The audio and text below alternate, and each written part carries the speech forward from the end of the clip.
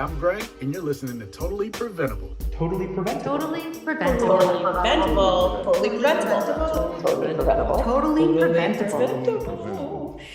We're here for another one, Polly. All right, Greg, I'm ready. Who we got today? Today, we are having Elizabeth McGann from Girls on the Run, Rhode Island. Oh, I've heard of Girls on the Run. I think I know what they're about, but probably don't know everything. Well, I have not heard of Girls on the Run. I came across this again and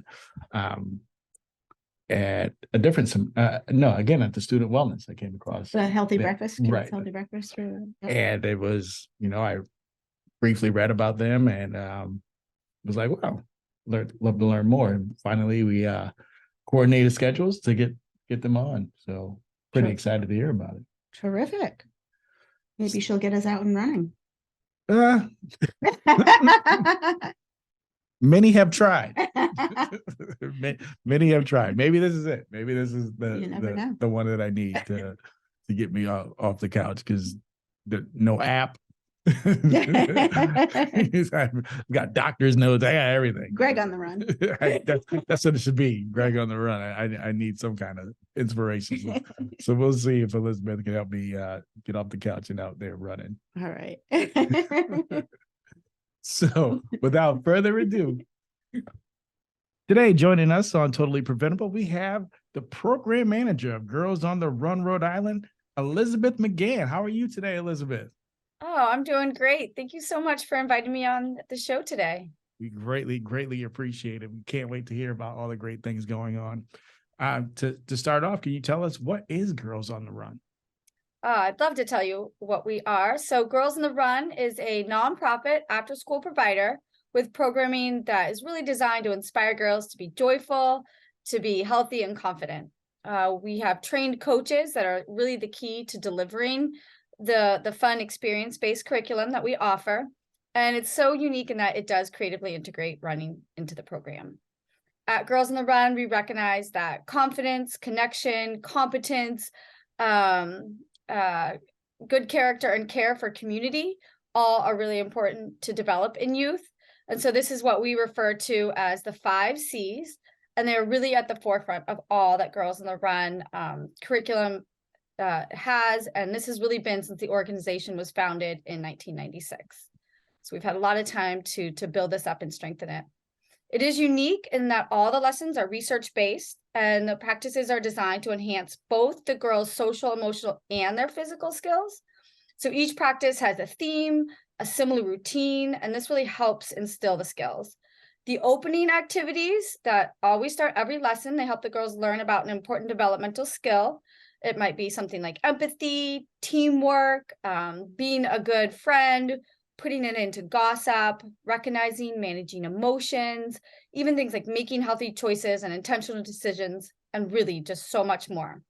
And so this getting on board time, it's then preceded into our strength and stretching time to get the girls ready for the movement and eventually the running that goes into the lesson. And then I especially love, and I think it's some of the favorite part of our coaches and our girls as well, that every lesson concludes with a processing of feelings, time of sharing, emphasizing things that have been learned, and then the all-important positive energy award. And an energy award, it's really just a fun cheer, a chant that the girls pick out. They pick out 1 or 2 girls to recognize that day. These are girls that have, maybe met a new goal or done something that was really helpful or just showed something really kind about them. And it's recognized in this fun chant and cheer. So every practice ends on a really positive high note for everybody involved. And then every season accumulates in a celebratory, non-competitive 5K event. This is really giving participants in a really tangible framework for setting goals and achieving them. So we start day 1 with the girls. They're setting goals on it usually starts with like how many laps they can run or how many minutes they can run. It's individual for each girl, and this is all building up throughout the season. And then the 5K really says, look, you did this because you set these small goals, you had encouragement and support, and look, you have now crossed the finish line and completed maybe your first 5K, or for some of them, maybe it's, they've done it before, but it really does just cement, like, look what you have accomplished with support and goal setting, which is just so important for, that's a skill you can use throughout life. Yes. And and the 5K is also great because it's just colorful. There's lots of cheering going on. And in fact, our 5K for our fall season is this Sunday. So we're really looking forward to this fun, amazing event coming up here. All right. And I will just touch on a little bit more because Girls in the Run, we are this after school program, but we're also really becoming a leader in community collaboration. And we are intentionally working on ways to really be effectively present and meeting the needs of all of Rhode Island. And we also County, Mass. So in everything we do, we really recognize our power as an organization, and not only our power, but our responsibility to youth. Excuse me, to take things that are totally preventable, like self-loathing, like loneliness, like bullying, like lack of mentorship. We want to take that out of the equation. And we strive to have a positive impact on our individuals that they can then trickle down into the school communities, their neighborhoods, their homes, and hopefully beyond. Does Girls on the Run have a vision? Yeah, so we have actually a pretty clear set vision. So both the international and our council's vision is to be a part of really creating a world and where every girl, and we really stress that word, that every girl knows and activates her limitless potential and is free to really boldly pursue her dreams. And this is really done throughout the support of caring coaches and a supportive community. We also really strive to be a part of helping our youth embrace differences and finding strength in our connectedness. How did you get to become involved with Girls on the Run? Yeah, I love telling this story. So I first became involved in Girls on the Run as what's called a running buddy. And this was back in 2014 and 2015. And a running buddy is another unique aspect of our 5K race. This is a person whom Girls on the Run girl asks to be a part of her during the race part. So they're there to motivate her, encourage her, simply be there to make sure she's having fun and is safe throughout the race part. They're involved before, during, and after. And so I got to be a running buddy for a colleague's daughter, and just absolutely fell in love with the value of the program for girls. And so when I moved to Rhode Island a year ago, I was thrilled to find an opportunity to get involved in Girls on the Run from a programmatic standpoint. I can say I'm one of the lucky people that can say I love my job. My colleagues are fantastic. And most importantly, I just so enjoy our community of coaches and teams and getting to know so much more of Rhode Island and Southeastern Mass. From what I'm hearing, we need to adapt a lot of these around here. Like we need to have the chant. I Yes. need the looking buddy that stands beside me and motivates me throughout the whole week. Take your hands like this and say, "You are fantastic." Right. I'm gonna do it. I'm just going to walk up to you, Greg. Thank you. You'll know. We're gonna steal a whole bunch of your ideas and bring them into our workplace. I need that. It is. It's so adaptable. That's so often we hear that, the girls get a lot, but our coaches get a lot too. And our staff, we get a lot. That's cool. That's very cool. Could you tell us about the Council of Girls on the Run International and how developed? Definitely. So it's really neat. Girls on the Run is an international organization. It does have over 175 councils in the United States and a few in Canada as well. And in fact, they serve, and I'm pretty certain this is all close to accurate, is around 200,000 girls annually. And that number is growing. Our council has the privilege of serving all of Rhode Island and Bristol County, Mass. Our council was formed 10 years ago, so in 2012. So we are finishing up our 10-year anniversary season. As a council, we are in charge with training our volunteer coaches at each site, helping them deliver the curriculum. We provide all the supplies and the financial assistance needed. And so there's a lot of grant writing that's involved and donation seeking that's involved with really creating a robust council. And then throughout the season, we visit our sites. We're really the ones providing the hands-on support for our coaches, our families, getting the participants engaged, making sure that everything is progressing effectively. And then Girls on the Run International really does a fantastic job of training our council staff and providing supply management systems, regular training webinars, training modules. Frequently, on a monthly basis, we're engaged in conversations and learning new things about how to really successfully implement the program and how to expand the program, how to make sure we are being mindful about IDEA concepts and really starting to be active about getting involved in more diverse communities with coaches that really mirror the communities. So the international side of it, it's not a one and done. It's not like they help the site get started or the council get started and then leave us. We're constantly talking with each other. And then there's a lot of intercouncil communication as well. We learn a lot from each other. Excuse me. So I'll be honest, I don't know the exact process of like how a council forms from the ground up, but I do know that really arises from dedicated individuals, usually, some women who are familiar with the program, have a lot of support. Then they work with the headquarters staff to learn about the foundational aspects of the programming. And then after that, it's really a grassroots of effort to spread the program, recruit volunteers, retain engagement, and just grow in the various ways we have outreach. Can you tell us what you mean by IDEA concepts? Yeah, so we really our inclusion, diversity, and equity aspects of our programming. I think it's actually been a part of the program since its inception, realizing that we don't want to just pick and choose who we're serving in our council areas. We want to serve everybody to the best of our abilities, and that means we're going to have to handle different communities in different ways. And so a lot of that comes with you have to be educated, you have to be able to be open-minded and asking the right questions, seeking people to be a good voice within our organization. So we do a lot of one-on-one conversations. We're starting to build up some focus groups really on are we truly like I say an equitable, a diverse and inclusive nonprofit program. Awesome. What's the target audience, or what's the target participant for Girls on the Run? Yeah, so Girls on the Run, it's open to elementary and middle school age girls of all abilities, and I really do like to stress that it really is all abilities, because we do train our coaches on proper ways to adapt lessons and their environments in which they are. And it's also important that when I say the word girl, which at Girls on the Run we say a lot, we are referring to anyone who identifies as a girl, including youth who identify as non-binary and gender non-conforming. And so that's really the audience that we engage with. We also engage, coaches ages 18 and above, both male and female. And I'll talk a little bit more too about our junior coach program, which engages high school age youth.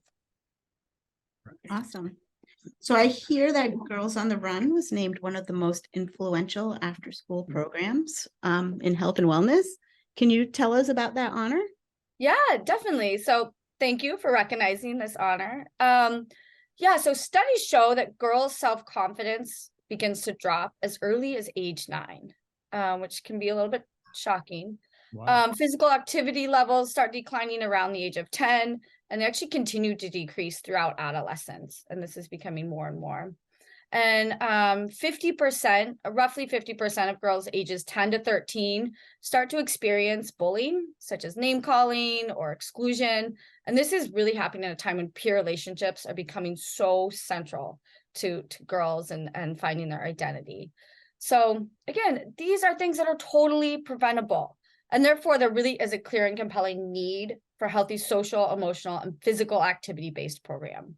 So in fact, that's where Girls on the Run really feels like we come in, because we are the only national physical and activity-based positive youth development program for girls that does have the evidence to show that our program has an impact. So data collection is an important part of every season.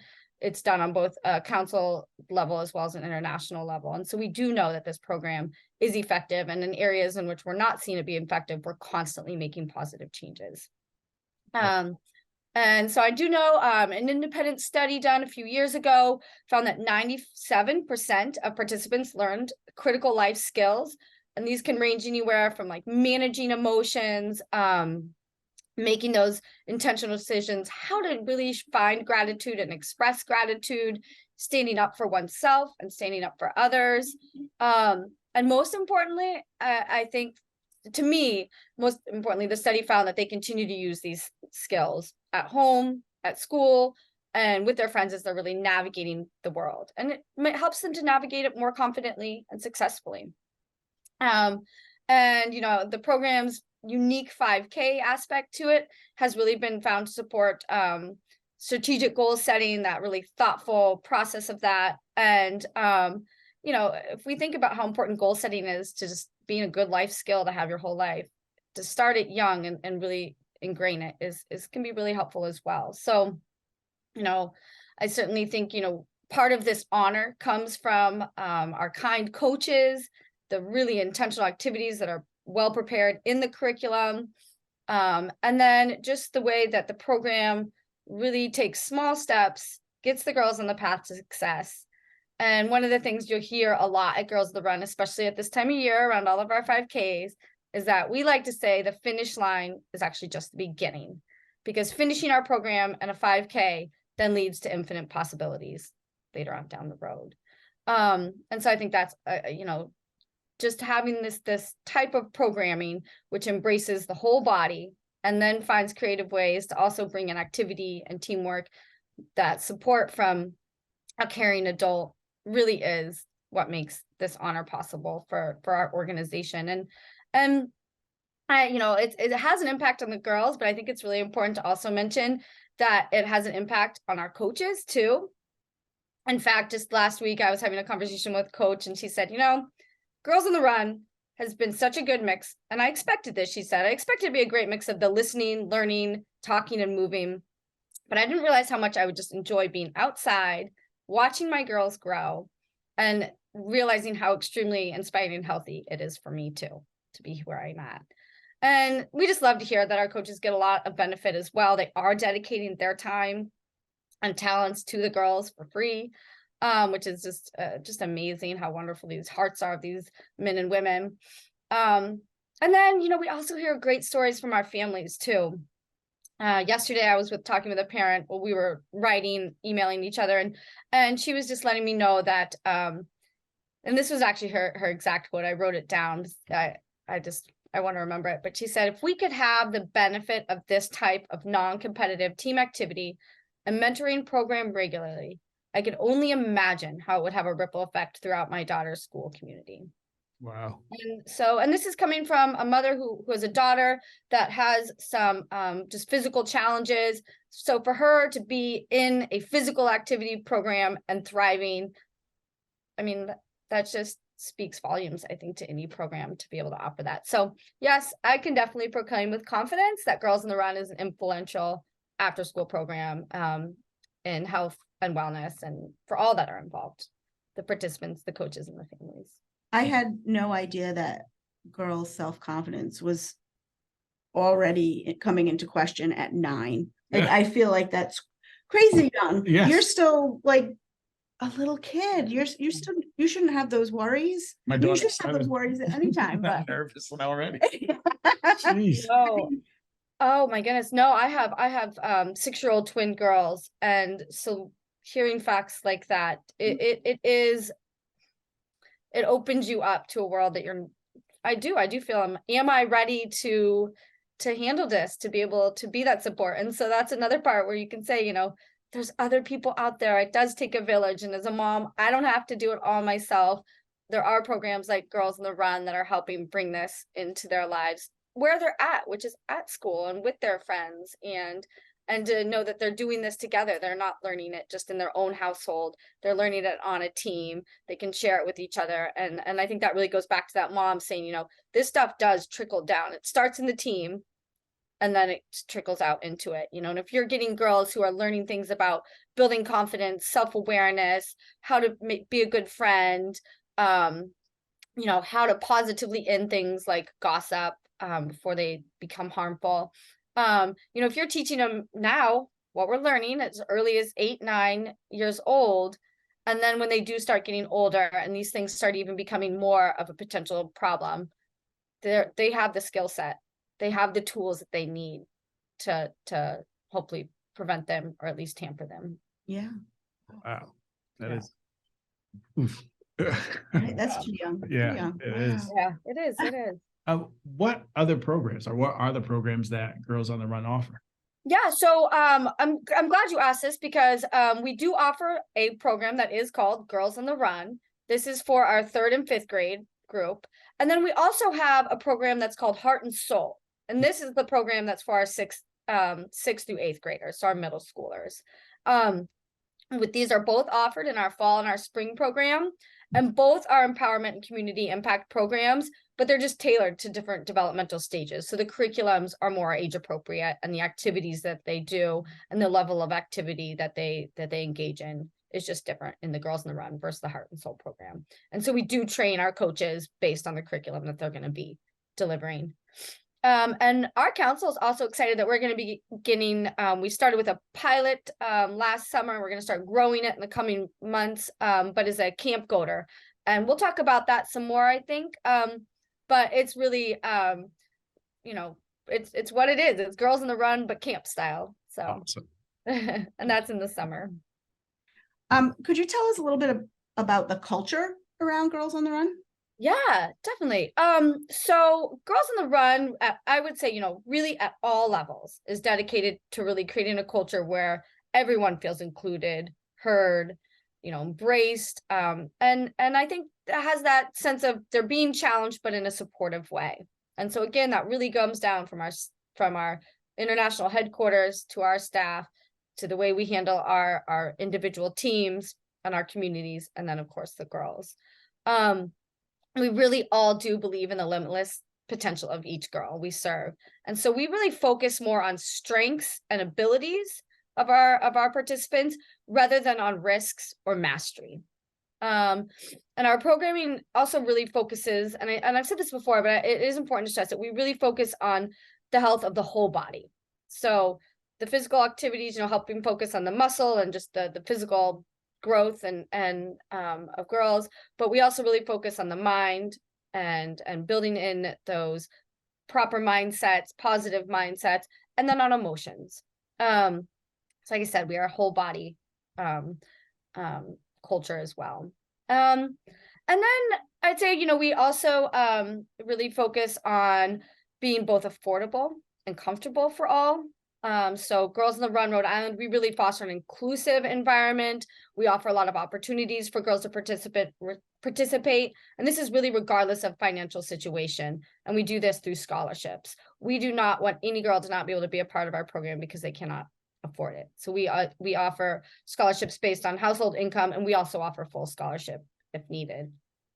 And so we really work with our sites to make sure that this is properly communicated. We work with individual families to make sure that not only from a financial standpoint, but if they need running shoes, if they need active wear, we can provide these at no charge. Our staff is also really intentional about the way we select and train our coaches, how we really develop relationships that involve the mentorship part of it, because that is an important part of what these coaches are. They're not just coaches teaching a skill, they're also mentors. We train them how to build positive relationships with the girls, how to help the girls build relationships within each other. And then we do have mentoring coaches that work directly with our junior coaches if they're on the team. So there is also that mentorship part that we like to build into our culture. I think our current staff, we are really interested in collaborating in some more unique ways as well, so that we get to better understand our community and get our face known in the community. So we're starting to do a lot more community events, whether it just be being a part of a it could be like a community activity that's going on that has vendors and just tables that are sharing information. We just go, we're there. If people want to learn about it, we're there, excited to talk to them, but we're also excited to learn about what other people are doing in the community as well. And that helps us know where we fit. under the amazing leadership, our current executive director, her name is Kasha Hamflick. She is really dedicated our organization to expanding our outreach into communities in which after school programming can be limited, and is really leading us to work hard to figure out ways to remove any barriers that could either hinder full implementation, and really making sure that we know as a valuable after school program is available truly to all. And these things are really, they're bolstered by myself as the program manager. We have a really talented community engagement manager that's new to our team. Her name is Maggie McKinnon. She's doing a great job getting us more out there in the community. And then we have a really talented and active board as well. So all these things really help to foster this culture that we are developing, and then just all continuing to believe in that limitless potential, not only of our girls, but ourselves. So yeah, I think all in all, a great way to wrap it up is just to say, we have a positive, forward-thinking culture in our council, and it's neat. Our actions in our council are really well recognized by our regional and international colleagues as well. That is great. I like the aspect of including everyone. The Mhm. inclusion is great, and not holding back because someone may be in here that they don't have the right apparel or the shoes to do it. So that is great. Yeah. Can you please tell us about the camp? Oh my goodness, yes. So I'm excited. Camp Goater is something that I started to introduce into our council last summer. And it really does, like I said, it combines the best of Girls on the Road programming with the fun of camp. So at Camp Goater, it's a week long, and it can either be an all-day camp or a half-day camp. We base that on the site and what they like to do. And the girls during Camp Goater, they really enjoy building friendships in a playful, inclusive setting. It really includes a lot of interactive lessons, games that they play. But then they also do a lot of things using arts and crafts to express different feelings, emotions. They use storytelling to start kind of understanding some of these skills that we're building in them. And then we also continue to include that community outreach in unique ways. And so I know last year at our camp, we had them working in a community garden. They did some work with a service animal and learning about service dogs and the impact they can have. And then one of the projects they created was comforting cards that they did give to kids in the hospital. So just to bring some more joy. So the community impact part of that is a part of our Girls on the Run and our Heart and Soul program. We love to bring it into our Camp Goater as well, even though it's just a week, because it truly shows that girls, no matter your age, you are able to have an impact in your community. And there's so many creative ways. It's amazing how creative the girls get with their their community impact project. And then we are actually expanding our program. So one of the ways we're doing this is starting to have communication with the Girl Scouts so that we can bring Camp Goater to spring break time. So that's in discussion and in the works. And we have some preliminary plans to bring Camp Goater back to the Gordon School where we were last summer, as well as the Lincoln School in Providence.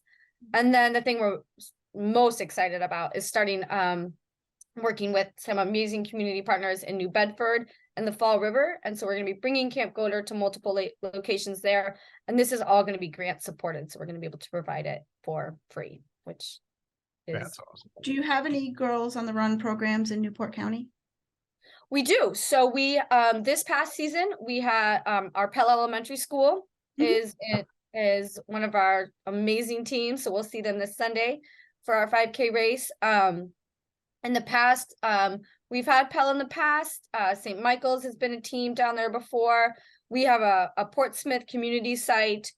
So I know it's a little outside of the region, but Penfield has been a regular team for us. And it's one of the target areas that we are working on expanding. So we've have a lot of feelers out there for getting more teams involved in Newport this spring season. And I wonder if you had a connection to a great coalition in Newport County. I think I am building a great connection. Also an interesting connection is I have a daughter who runs in college. And when she did her senior project in high school, she did like a youth track meet.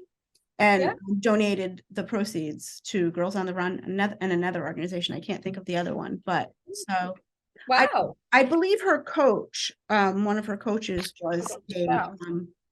did some work with Girls on the Run. I think that's how Okay. she got the connection, but she was very excited to hear that we would be interviewing you today. Oh, that's wonderful. I mean, and that's really how a lot of our connections are made. They're through, I have my Girls on the Run shirt on right now. I wear it everywhere I go. I start up conversations in the grocery store. I start up conversations, out in the community, and a lot of the word is spread through our coaches, getting us connected with people, through and former girls who were go-to girls who are now growing up, get involved and stay involved in different ways. So because it does take us really getting at the site, knowing the right person to talk to, is we do need, if we're at a school, we do need approval, obviously, from the administration. They need to buy into the need for the program, and need to support giving us the space. And a lot of times teachers are one of our largest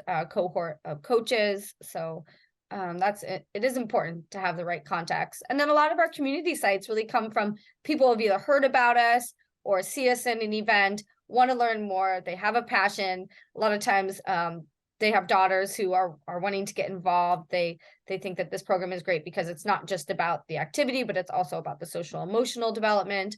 And so we have moms and dads who get community teams started as well. So like I said, it's grassroots. It takes a village for sure. It does. And one thing I like about running, even though we are a very competitive family, I do need to put that out there, is that you are always competing against yourself. There's that aspect too, besides, everyone else, cross country and other thing. You're always just trying to do a little bit better than you did before. Right. And I agree. I became a runner in high school with cross country, and it really was the first time, and I'd done other sports, but it was the first time that I found that I was able to, I knew I had the support of my team and my coaches, but I knew that I started to build up that internal sense that I could support myself, and it really made a difference for other areas. When I went into college, I knew I could support myself in getting through classes, and it was an important builder of that internal, just that internal voice. And you're right, it comes from running in some unique ways, because we're also getting some endorphins going on and just other natural brain chemicals and things that happen with running. So what you're saying is I need to get up and run. That's the bottom line. The intervention worked. Thank you. Yeah.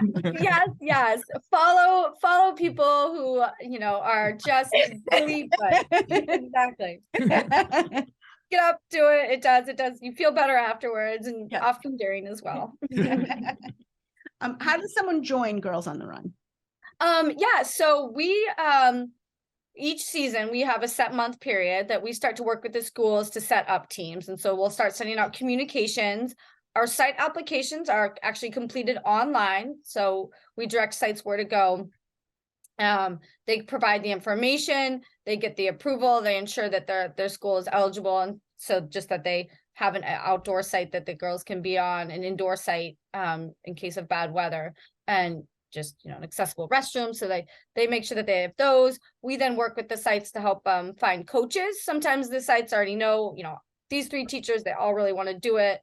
We have a few moms that are interested, a few dads, whatever it might be, but then we help them secure the amount of coaches they need for their site. And the coach applications are also completed online. And so, for instance, this season, we're actually also doing a virtual open house that's going to be on December 3rd, actually December 7th. Let me correct that. This is just another opportunity for some of our new sites that are interested in bringing the program to their school to really hear one-on-one, to get their questions asked that they need to get asked, and to learn about how to bring a successful program to their area. So that's really how our sites and our coaches join the team. Participants, it's also an online registration process. So for our spring season, it opens up on January 3rd. We do a lottery period, and I think this is a really important part of our programming, it's a 10-day period in which everyone has the same opportunity to get in and log on and have an opportunity to make it onto a team. Our teams can generally only accept 15 to 20 girls. Some of our teams, might have girls that get onto a waiting list. And so by being able to have a lottery, you're not saying that only the people who are able to get on their computer, if they even have access to a computer, have to do so on 9 o'clock on a Monday morning. That's so common with so many camps now. And some people, they work multiple jobs, they don't have easy access to a computer. And so that's why we create this lottery period. It just increase the quality of giving people a chance to get on and make it onto a team. And we do have to end the lottery period though at some point so we can start building our teams. And so after that, it is a first come, first served basis. And registration, all the information about the dates for registration and the dates of the seasons, we regularly update our website on a weekly basis, so that can all be found on there. And so that is our gotrri.org. We also share a lot of information on our social media pages, so our Facebook page, our Instagram page, and our LinkedIn page. So that's another great place for people to go to really learn more about how to be involved in Girls on the Run. So are you always partnered with a school? No, we're not. I mean, that is the primary way we are.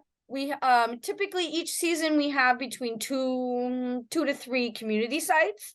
These are a little harder just because they do require approval from a Parks and Rec location. And then because we do require some covered space and access to a restroom, you also have to find a park that has, it can be a gazebo just somewhere in case it starts pouring rain, the girls aren't gonna stuck out in the rain. And then the restroom is obviously just very important for health.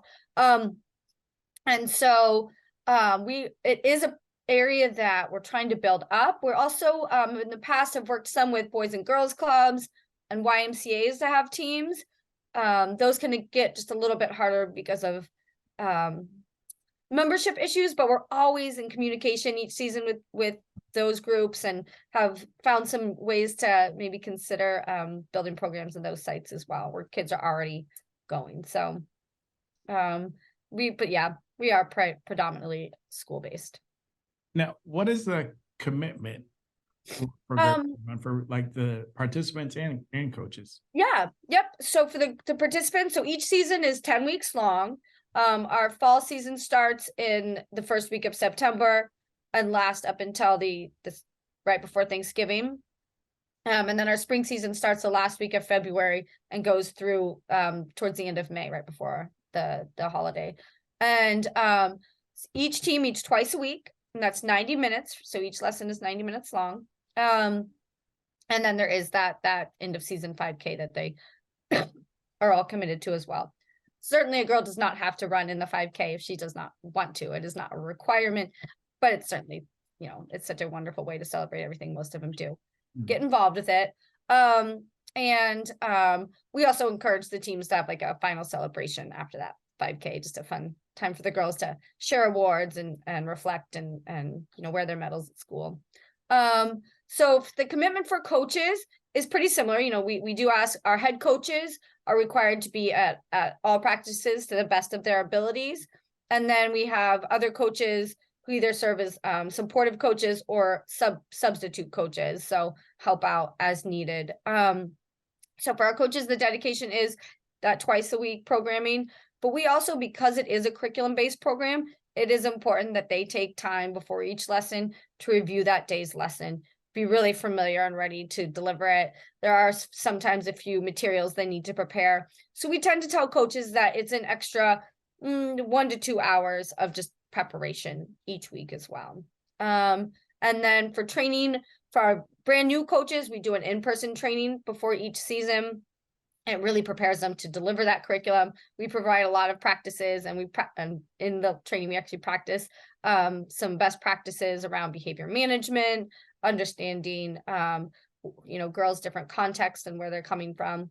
And then for our returning coaches, we just have a 1 hour council specific training that's geared towards that season. So again, with the coaches, then we also say expect another 1 to 4 hours of training at the beginning of the season. Do your coaches need to be able to complete a 5K?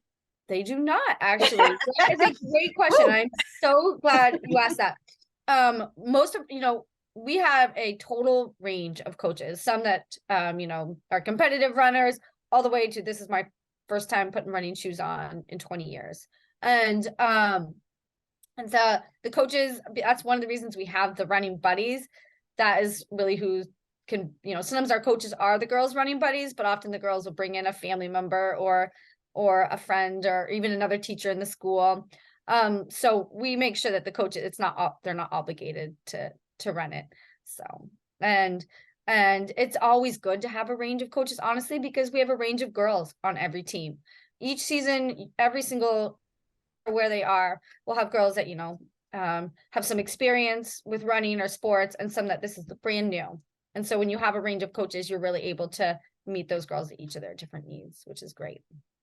So I could be right. I could too, I guess. I was going to say both of us, but I didn't want to call you out like that.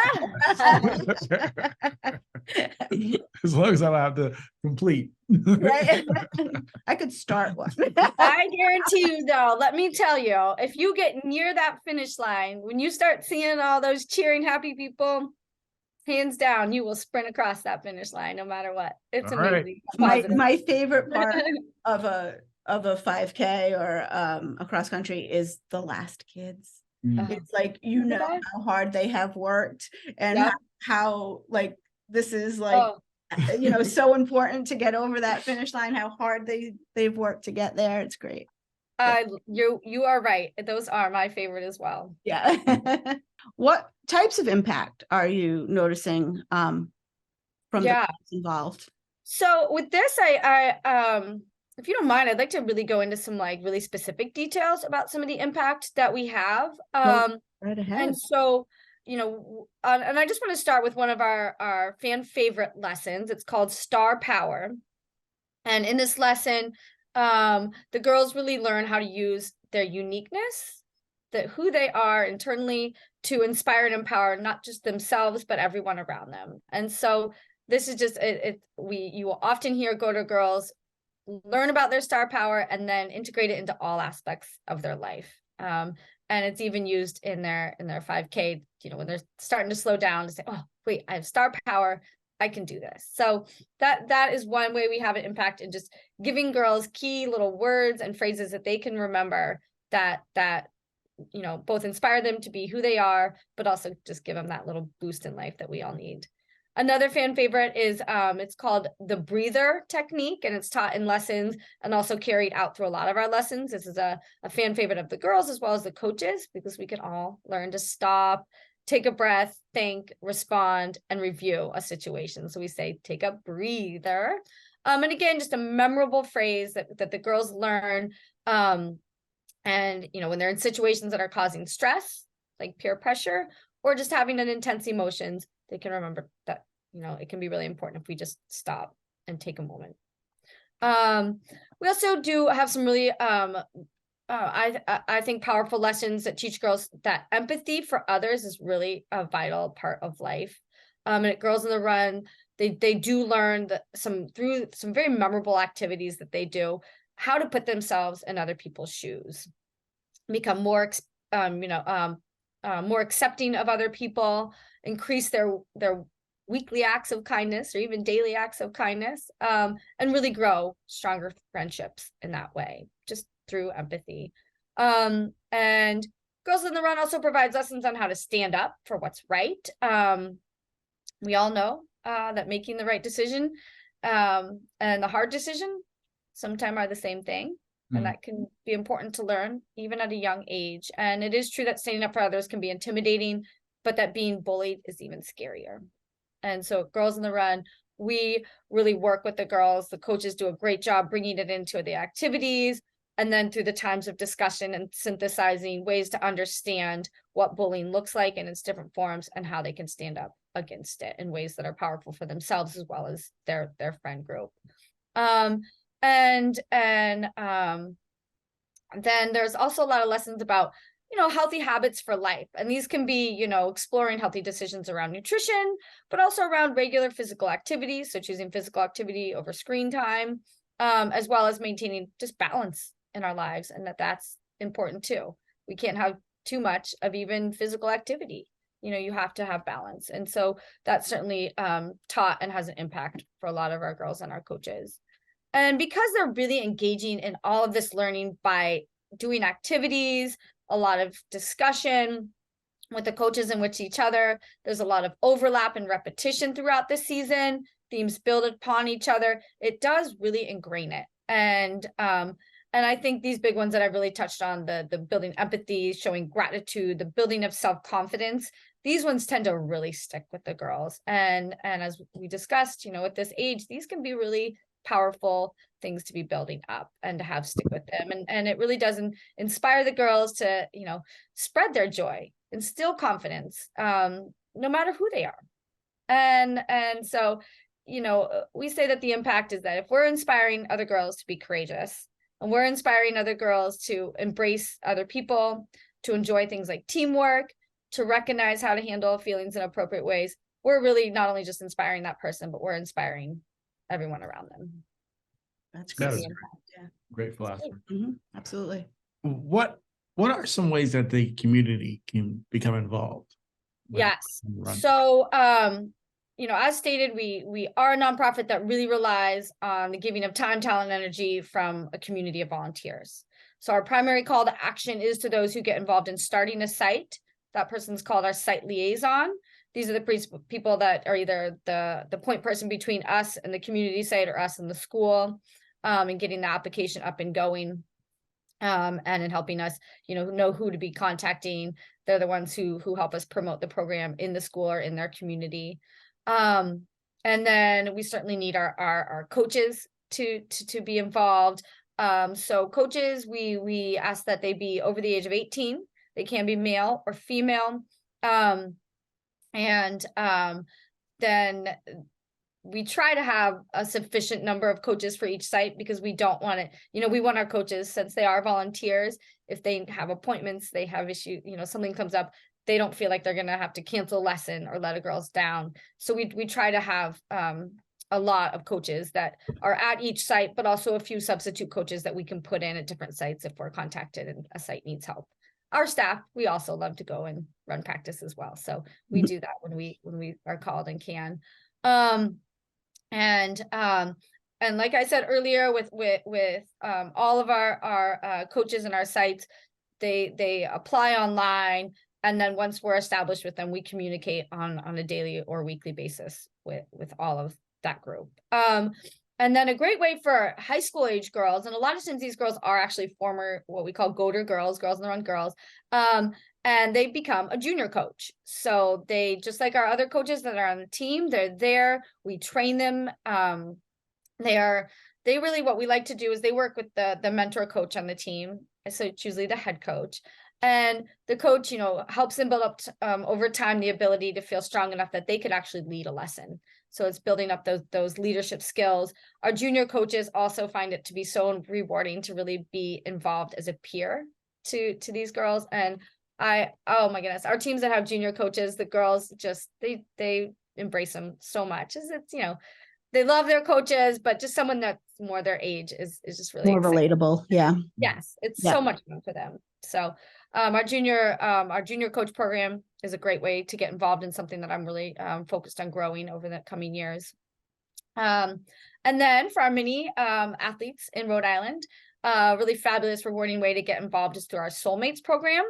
This is, and you can find information on our website about this. We have a support us page, and that's where people can go to learn about this. But the Soulmate is really a person who will train for a physical activity challenge of their choosing, or raising critical funds for girls in the run. And so what they do, they register online. They can register for one of the 3 races that we sponsor throughout the year. So we sponsor the Newport 10K, the Pell Bridge race, and the Ocean Road 10K. And I apologize, it is the Newport 10 miler.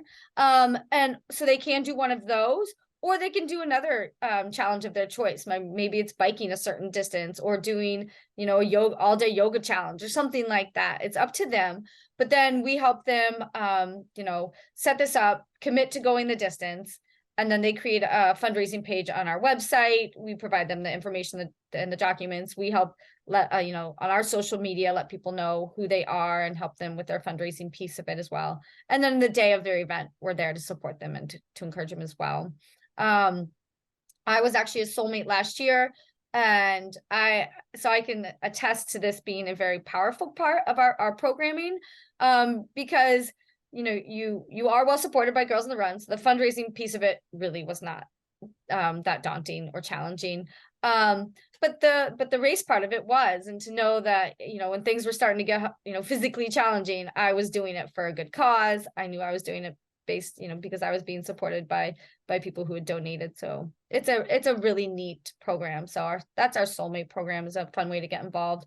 And then finally, we do have a lot of one-on-one events that require volunteer support. So we get involved with those 3 races I mentioned. So we're usually at a water table or at a finish line handing out medals. So we're involved, and so we do call in for community volunteers for things like that. And then we also ask for volunteers for our spring and fall 5Ks. So those people come and just help us make that race as successful as it can be.